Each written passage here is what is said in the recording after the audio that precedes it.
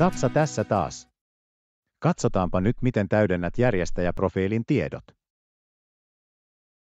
Rekisteröitymisen jälkeen näet edessäsi järjestäjän muistilistan.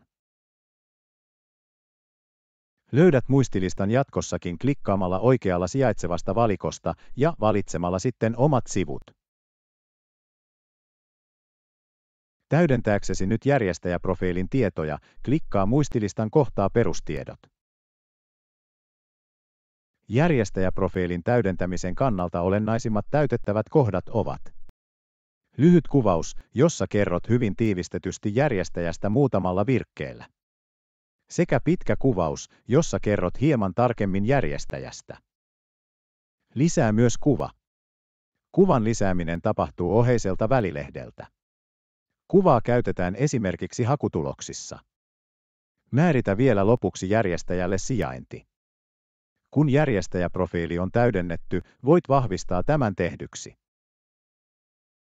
Järjestäjän profiilisi on julkaisua vaille valmis. Jos olet tyytyväinen ulkoasuun, hyväksy käyttöehdot ja julkaise profiili kaikkien nähtäväksi. Täydennettyäsi nyt järjestäjäprofiilisi, voit luoda ensimmäisen tapahtumasi.